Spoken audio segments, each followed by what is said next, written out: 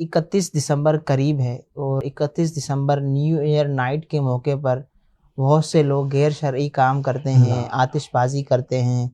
اور شراب نوشی کرتے ہیں، فائرنگ کرتے ہیں، سلنسر وغیرہ نکال کر لوگوں کو تکلیف دیتے ہیں۔ تو اس انداز سے خوشی منانا، نیو ایئر نائٹ منانا، اس حوالے سے شریعت کیا حکم لگاتی ہے اور کیا خوشی کس انداز سے منائی جائے، اس حوالے سے ارشاد فرما دیں۔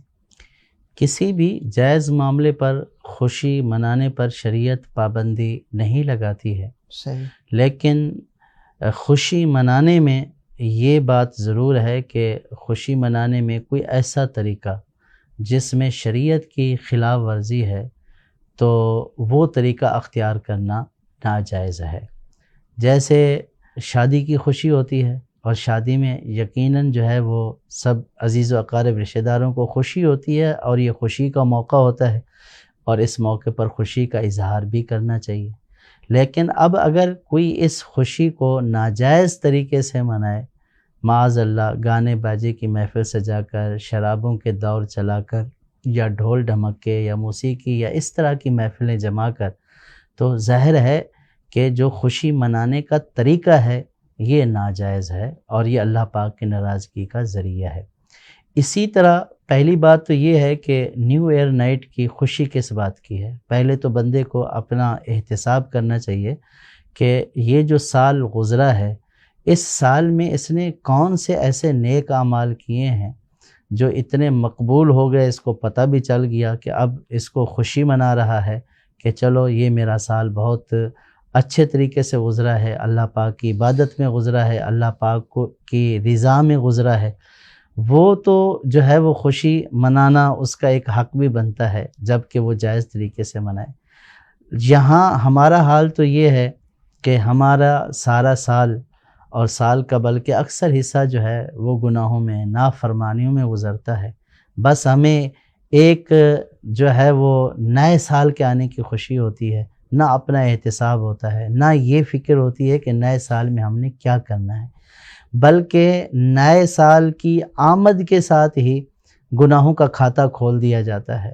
حالانکہ اچھی فعال تو یہ ہے کہ نئے سال کو اللہ پاک کی عبادت کے ساتھ، ذکر و فکر کے ساتھ، کسی ایسی محفل میں بیٹھ کر کہ جہاں اللہ پاک کی یاد ہو، جہاں رسول اللہ صلی اللہ تعالیٰ علیہ وسلم کا ذکر ہو، قرآن پاک کی تلاوت ہو، نعت خوانی ہو، مدنی مذاکرہ، بیان، اس طرح کے امور میں ہمیں جو ہے وہ نئے سال کا استقبال کرنے چاہیے، اس دعا کے ساتھ کہ یا اللہ میں نیکی سے جو ہے وہ ابتدا کر رہا ہوں، تو مجھے سارا سال اسی طرح نیک عمل کی توفیق عطا کر۔ لیکن بدقسمتی یہ ہے کہ جو ہے نہ پچھلے سال کا پتہ، نہ اگلے سال کی جو ہے وہ پرواہ کہ ابتدا کس سے ہو رہی ہے، اور پھر شرابوں میں، فحاشیوں میں اور اس طرح کے دیگر یعنی ایسے برے کام کہ جو سارا سال بھی جو ہے وہ بندہ نہیں کرتا، تو اس طوفان گناہ میں وہ بھی بہہ جاتا ہے۔ تو اللہ پاک سے ڈرنا چاہیے، اللہ پاک سے توبہ کرنی چاہیے اور اللہ پاک سے توفیق طلب کرنی چاہیے کہ یا اللہ میری آنے والی زندگی، میرا آنے والا سال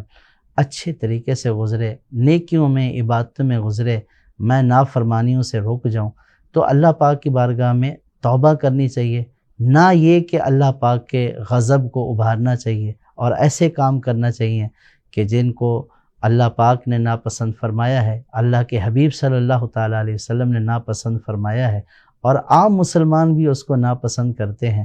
تو ایسے برے افعال کے ساتھ، ایسے برے کاموں کے ساتھ سال کی ابتدا اور اس پر خوشی، یہ یعنی بہت بڑی جرات ہے، بہت بڑی بہادری ہے کہ ایک تو گناہ کر رہا ہے، دوسرا اس کے اوپر خوش ہو رہا ہے۔ ایسے بندے کو ڈرنا چاہیے کہ کہیں اس کا ایمان ہی سلب نہ ہو جائے مرتے وقت۔ علماء نے فرمایا ہے کہ جس کو اپنے ایمان پر خاتمے کی فکر نہ ہو تو اس کے ایمان پر خاتمہ نہ ہونے کا خوف ہے۔ تو جو گناہ پر خوش ہو رہا ہو، جو نافرمانیوں پر خوش ہو رہا ہو، تو اس سے بڑھ کر برائی کیا ہو سکتی ہے۔ اللہ پاک تمام مسلمانوں کو اس طرح کے برے کاموں سے محفوظ فرمائے۔